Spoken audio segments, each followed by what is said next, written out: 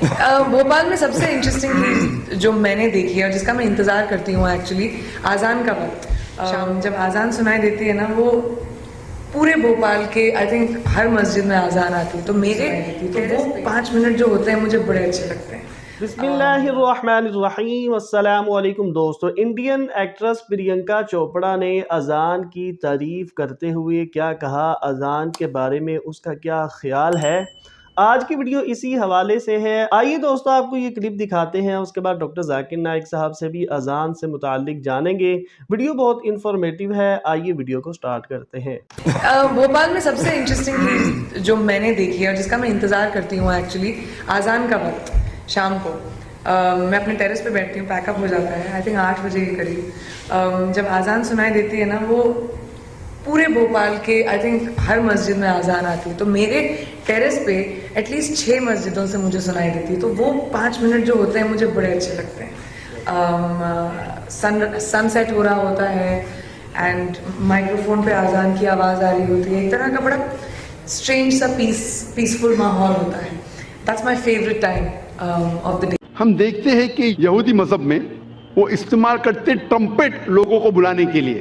لکھا گیا Old Testament میں in the book of Numbers chapter number 10 verse number 1 سے 3 میں خدا کہتے ہیں موسیٰ علیہ السلام سے، آپ 3 چاندی کے ٹرمپٹ بناؤ۔ ٹرمپٹ کو کہا جاتا ہے نا، ٹرمپٹ، بونگا تو نہیں کہیں گے لیکن ٹرمپٹ انگریزی میں کہتے ہیں۔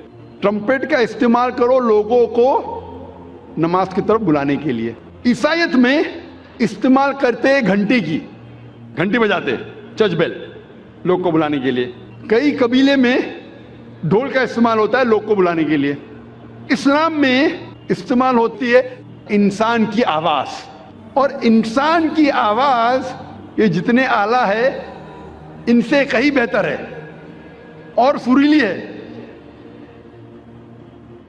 کان کو سریلی ہونے کے علاوہ اس کے اندر ایک پیغام بھی ہے۔ اذان کا میں ذکر کر رہا ہوں، جو اذان جو ہوتی ہے لوگوں کو صلاح کے لیے بلانے کے لیے، آواز سریلی ہونے کے علاوہ یہ افسوس کی بات ہے کہ بمبئی شہر میں جو مسجدوں میں اذان ہوتی ہے، افسوس کی بات ہے اکثر یہ اذان سریلی نہیں ہوتی، کان کو تکلیف زیادہ دیتی ہے، رہنمائی کے بدلے تکلیف زیادہ دیتی ہے۔ آپ اگر حرمین کی اذان سنیں گے، مکہ کی یا مدینہ کی، ماشاءاللہ آپ کا دل خوش ہو جاتا ہے۔ وہ اذان آپ کو رب کی یاد دلاتی ہے۔ بمبئی شہر میں جو اذان ہم سنتے ہیں تکلیف زیادہ دیتی ہے، سب اذان نہیں، اکثر۔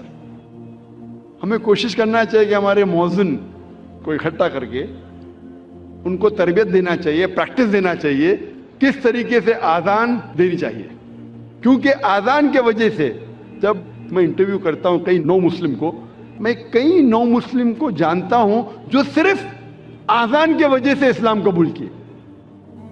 میں پوچھتا ہوں اکثر نو مسلم سے، آپ کو اسلام میں سب سے زیادہ پسندیدہ چیز کیا لگی؟ اکثر لوگ کہتے ہیں توحید اور کئی چیزیں۔ کچھ لوگوں نے مجھ سے کہا وہ اذان اتنی اچھی ہے کہ جب بھی اذان سنتا ہوں میں دل میرا باغ ہو جاتا ہے، دل خوش ہو جاتا ہے۔ تو ہمیں کوشش کرنا چاہیے کہ ہمارے مؤذن جو ہے اس شہر میں ان کی تربیت کرے کہ کس طریقے سے صحیح اذان دینا چاہیے۔ اور جیسے میں کہہ رہا تھا کہ اذان سریلی ہونے کے علاوہ ایک پیغام دیتی ہے ہمیں۔ افسوس کی بات ہے کہ اکثر مسلمان اذان کی معنی جانتے ہی نہیں۔ تو مسلمان نہیں جانتے تو غیر مسلم کیسا جانے؟ اور میں ایک واقعہ آپ سے کہنا چاہتا ہوں، اور یہ حقیقت واقعہ ہے۔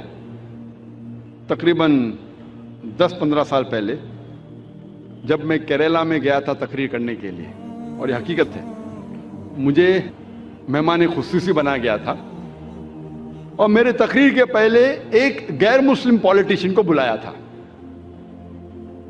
اور اپنے تقریر میں ہر پولیٹیشین جو غیر مسلم میں کوشش کرتا ہے کہ اگر مسلم گیدرنگ دیکھتا ہے تو وہ تعریف کرے گا اسلام کی۔ تو یہ غیر مسلم پولیٹیشین تعریف کرتے کرتے کہنے لگا کہ ہمارے اس دیش میں जो मुसलमान मोगल बादशाह अकबर इतने महान काम किए, इसीलिए मुसलमान रोज 5 बार अल्लाह अकबर करके अकबर बादशाह की तारीफ करते। आप समझ रहे होंगे जोक है, जोक नहीं हकीकत है, और मैं खुद गवाह हूं।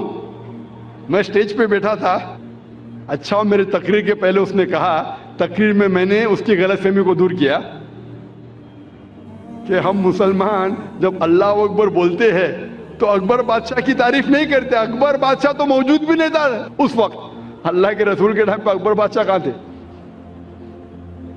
जब अल्लाह अकबर कहते हैं उसकी ये मानी है कि अल्लाह सबसे बड़ा है, अल्लाह इज द ग्रेटेस्ट। इसीलिए हर मुसलमान का फर्ज है कि कम से कम वो आज़ान की मानी को जाने, ताकि खुद के दिल पे असर हो, और साथ साथ जो लोग को इसकी मानी नहीं पता है, गैर मुसलमानों को नहीं पता है, उन लोगों को इसकी मानी बताए। और आज़ान में हम 4 बार दोहराते, अल्लाह अकबर अल्लाह अकबर अल्लाह अकबर अल्लाह अकबर, अल्लाह सबसे बड़ा है, अल्लाह सबसे बड़ा है, अल्लाह सबसे बड़ा है, अल्लाह सबसे बड़ा है। अशहदु अल्ला इलाहा इल्लल्लाह, मैं गवाही देता हूं अल्लाह के अलावा कोई माबूद नहीं, मैं गवाही देता हूं कि अल्लाह के अलावा कोई माबूद नहीं। अशहदु अन्न मोहम्मद रसूलुल्लाह, मैं गवाही देता हूं कि मोहम्मद सल्लल्लाहु अलैहि वसल्लम अल्लाह सुब्हानहू व तआला के रसूल है, मैं गवाही देता हूं कि मोहम्मद सल्लल्लाहु अलैहि वसल्लम अल्लाह के रसूल है। हय्य अलैस्सलाह, हय्य अलैस्सलाह, आओ सलाह की तरफ, आओ सलाह की तरफ। हय्य अलिल-फलाह, हय्य अलिल-फलाह, आओ फलाह की तरफ, आओ फलाह की तरफ, आओ कामयाबी की तरफ, आओ कामयाबी की तरफ, आओ अच्छे काम की तरफ, अच्छे काम की तरफ। अल्लाह अकबर अल्लाह अकबर, अल्लाह सबसे बड़ा है, अल्लाह सबसे बड़ा है। जब हम आज़ान की मानी को जानेंगे, फिर हमारे दिल पे आज़ान का असर और गहरा पड़ेगा।